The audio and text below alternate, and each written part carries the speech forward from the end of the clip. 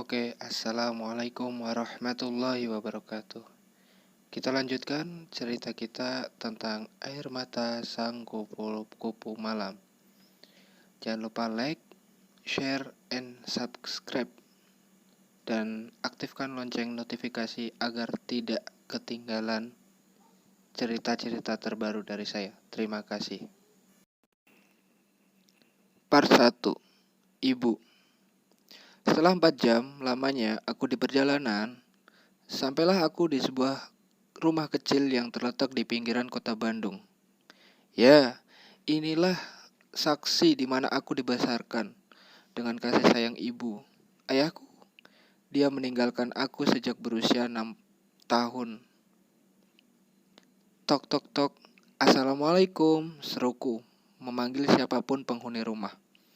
Waalaikumsalam, ucap seorang bocah kecil berusia 10 tahun membukakan pintu untukku. Ya, dia adalah adikku. Namanya Anissa. Dia masih bersekolah di SD yang tak jauh dari rumah. Ibu gimana, Dek? Udah dibawa ke dokter? Tanyaku dengan khawatir dengan keadaan ibu. Ibu lagi istirahat, Kak. Katanya udah mendingan. Tadi dia sempat kesakitan. Aku bingung mau gimana. Mau dibawa ke dokter? Gak ada uangnya, jawabnya dengan lirih. Aku sungguh bersalah. Bersalah atas apa yang menimpa ibuku. Andai aku tidak menghambur-hamburkan uangku untuk membeli sesuatu yang tidak berguna, seharusnya aku bisa menabung, agar ketika saat seperti ini, aku sanggup membawa ibuku ke rumah sakit. Aku pun segera menuju ke kamar ibu. Di sana aku melihat wanita yang belum berumur, tergeletak dengan selimut yang menutupinya. Aku mendekatinya dan memegang keningnya. Sungguh, aku merasa tak mampu menghadapi situasi seperti ini. Besok kita ke dokter ya, Bu, ucapku lirih seraya mengecup keningnya.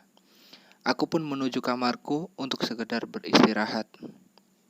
Esok harinya, saat kumandang azan subuh telah berkumandang, aku pun telah terbangun dari tidurku. Aku mengerjap-erjapkan mataku agar nyawa terkumpul sempurna. Setelah kurasa cukup, aku bergegas menuju ke kamar mandi untuk mencuci muka. Aku melihat beberapa pesan WhatsApp nampak menghiasi layar handphoneku. Aku hanya membalas beberapa pesan yang menurutku penting saja. Aku pun segera menuju dapur hendak menyiapkan sarapan untuk keluargaku. Aduh, aku lupa ibu belum aku belikan kompor. Gimana ini? Gumamku dalam hati. Aku pun enggan menyalakan api di tungku. Bukan enggan sih, tapi tidak bisa tepatnya. Aku pun bergegas keluar, menuju ke warung kopi milik Kang Asep untuk membeli 3 bungkus bubur ayam. Bubur ayam pun selesai dibuat. Setelah membayarnya, aku pun segera pulang. Aku menengok kamar Anissa dan dia masih tertidur. Lalu aku menuju kamar ibu. Bel, kapan pulang? Kok nggak ngabarin? Tanya ibu basa-basi. Semalam ditelepon sama Anis, Bu. Katanya ibu kesakitan. Bella nggak sanggup jika harus mendengar ibu sakit. Makanya Bella pulang. Jawabku seadanya. Ibu nggak apa-apa kok, Nak. Gimana kerjanya? Temannya ramah-ramah kan? Tanyanya. Ibu tak tahu jika aku kerja di tempat message dan aku memberikan layanan plus. Aku tentu tidak mau menambah pikiran ibu, sehingga aku mengaku bekerja di sebuah toko retail yang cukup besar. Ketika di rumah, aku memang berpakaian dengan layak. Aku tak mau ibuku atau tetanggaku curiga dengan pekerjaanku. Alhamdulillah, Bu. Bella masih bisa menyatu dengan teman-teman kok. Teman-temannya asik juga kok, jawabku menenangkannya. Bu, nanti kita ke RS ya. Bella ada sedikit tabungan kok buat beri buat ibu, tambahku.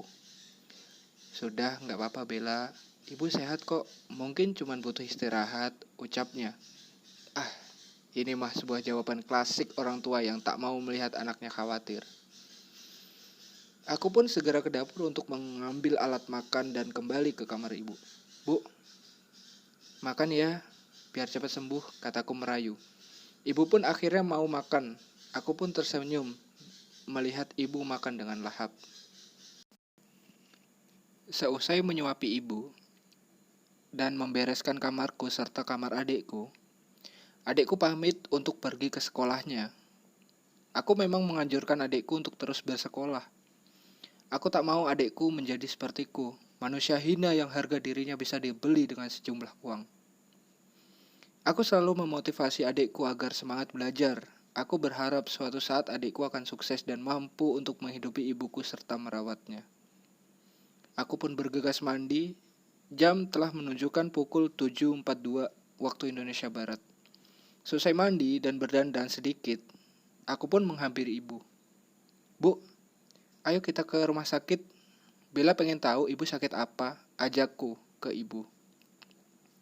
Sudahlah Bella, tak perlu khawatir. Ibu baik-baik saja nak. Simpan saja tabunganmu untuk kebutuhanmu kelak. Tolak ibu dengan halus. Pokoknya Bella gak mau tahu.